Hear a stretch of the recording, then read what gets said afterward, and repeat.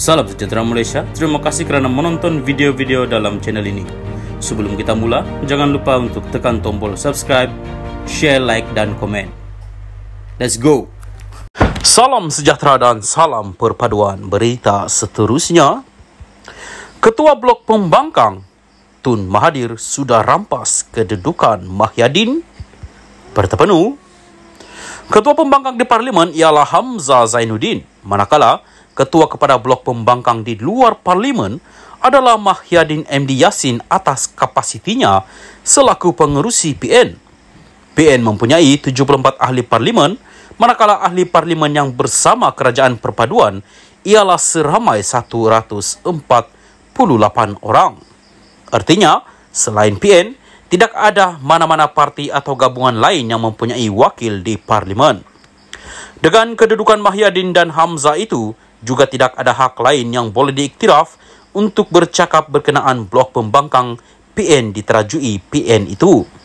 Tetapi, sejak semalam di mana berlangsungnya rundingan meja bulat, parti-parti Melayu serta NGO yang menyokong proklamasi orang Melayu, Tun Mahathir Mohamad seolah-olah telah memproklamasi dirinya sendiri selaku Ketua Blok Pembangkang di negara ini.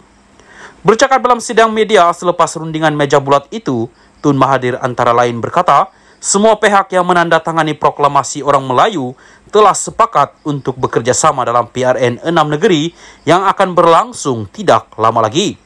Menurut beliau, semua pihak itu juga memutuskan untuk tidak bertanding sesama sendiri dan sedang memikirkan untuk bertanding bersama-sama. Itu tujuan kita hari ini dan kita semua setuju perlunya kita bergerak bersama. Kalau PRU pun kita akan bergerak bersama. Kalau tak ada kuasa tak boleh buat apapun, kata beliau. Apa cerita ni? Siapa yang memberi autoriti untuk Tun Mahathir memutuskan demikian bagi pihak Blok Pembangkang?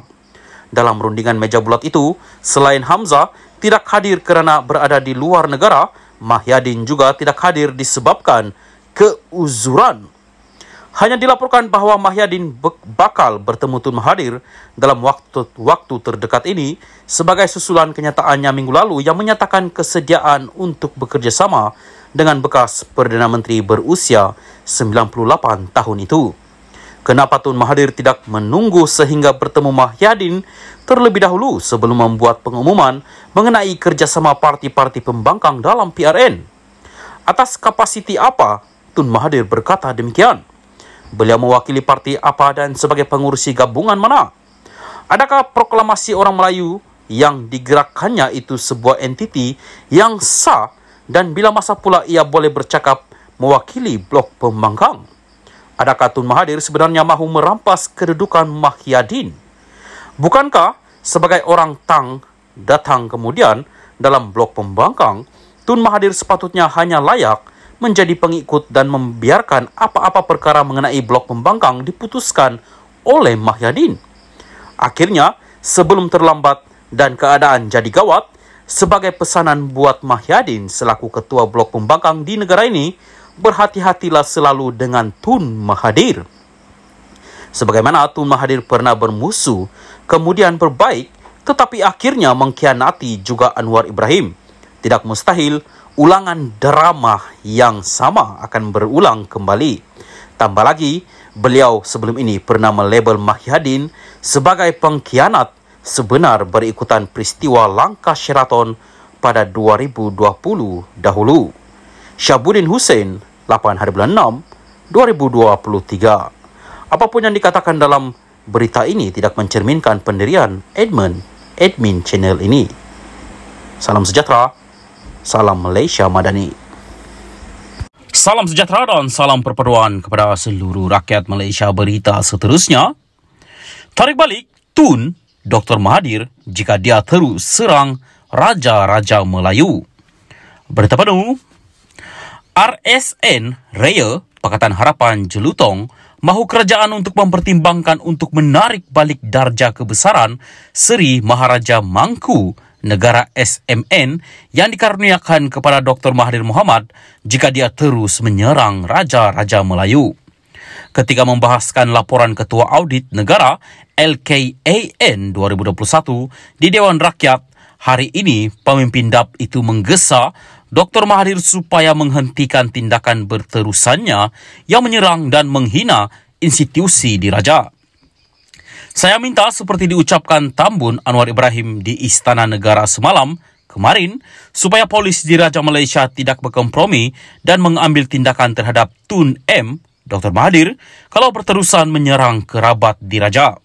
Saya juga minta kerajaan pertimbangkan supaya gelaran Tun beliau ditarik balik kalau beliau masih lagi meneruskan serangan-serangan ini, kata pemimpin DAP itu. Raya mendakwa menerusi proklamasi orang Melayu yang dicanang oleh Dr. Mahathir, berkemungkinan bekas Perdana Menteri itu akan bekerjasama dengan pengerusi Perikatan Nasional PN Muhyiddin Yassin, PN Pago, yang sebelum ini telah mengkhianatinya.